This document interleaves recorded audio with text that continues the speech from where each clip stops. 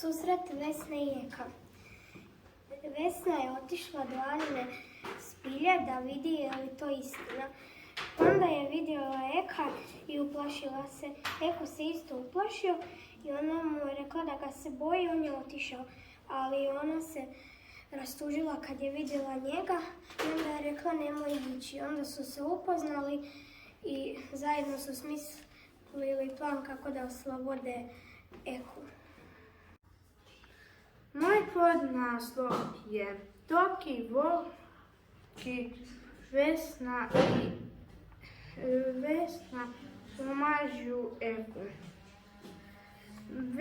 Toki, Voki i Vesna su s Ekom stavljali smeće u skladište. I Eko je rekao da im zahvaljuje i da će ih odvesti u svemir da vide planete. Moj podnaslov je odlazak u svemir. Vesna, Toki i Voki žderi su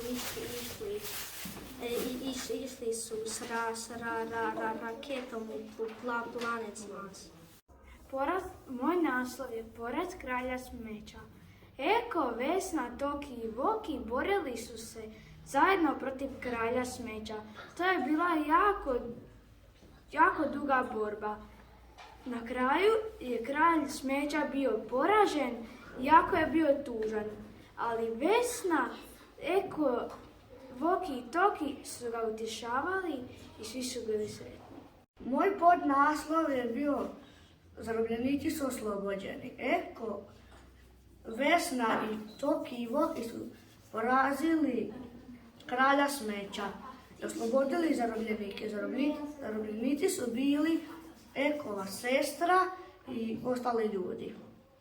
Moj naslov je zajedničko putovanje na Bog.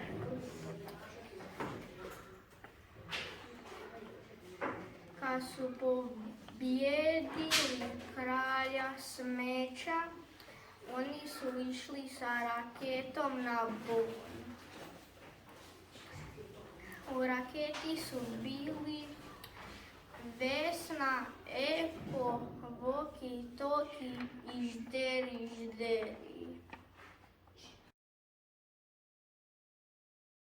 Naslov je Povratak na zemlju.